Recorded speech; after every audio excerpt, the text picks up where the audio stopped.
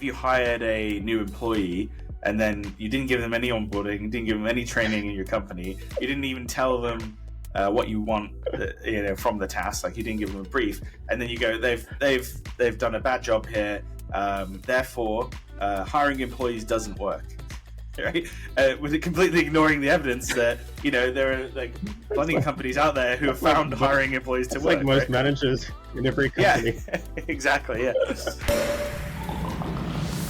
I mean, if it's working for other people but not working for you, then maybe the right take is not that AI doesn't work, but like maybe we're just not using it correctly, right? Or maybe it just doesn't work yet for your use case, because I found plenty of things where I'm like, I struggled to spend a few days on something, didn't get it to really work up to my standard, but then 6 months later the new version of the model comes out and now it can do this without any faff.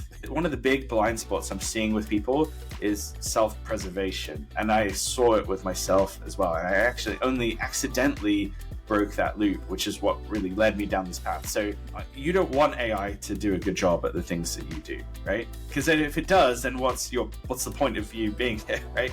So whenever you're evaluating a task that you do yourself and you're looking at AI and you go, no, it's not doing a good job, like maybe try and be a little bit more honest with yourself and try to do like more of a blind test with other people who aren't you to see which ones do they really prefer. The reason why I started running these blind tests is I had this when I was delegating to employees when I was building my agency. I was, one of the major things that I was really good at, I thought, was writing blog posts. That was like 60% of our leads came through our blog. I was really rested to like hand that over to someone.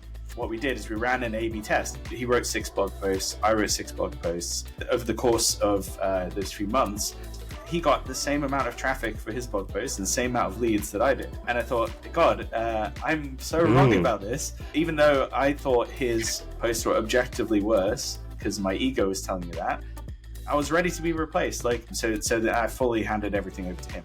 And I had the same experience with AI, where at first I was like, I can't really use this to write my content. Can't really use this to automate this task.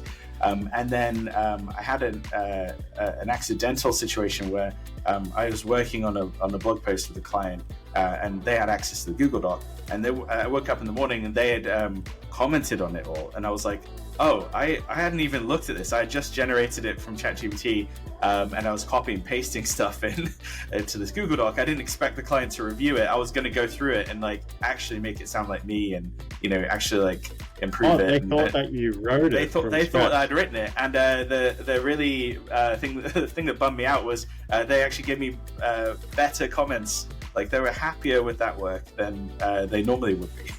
So I had to tell them obviously what had happened, but I was like, okay, yeah, maybe I need to do more blind tests. So one of the things I do in workshops now is I'll ask them to give me some tasks that their team does every day that they're struggling with, they can't get AI to do. And then I'll use my prompt engineering to try and replicate, like, can I get AI to do that task with the same context that the human was given? And then I do a blind test and I ask them to say, okay, which one do you think was AI and which one is better, which is key. Because the funny thing is that a lot of people can tell which one's AI now, but usually it's because the AI is better. 60% of people voted for the AI one, in some cases. So I think once you see that, it kind of creates a big unlock in your brain. You think, okay, maybe I'm just kind of being harsh on AI because I don't want it to be better to me. So step 1 is like this unconscious bias against AI.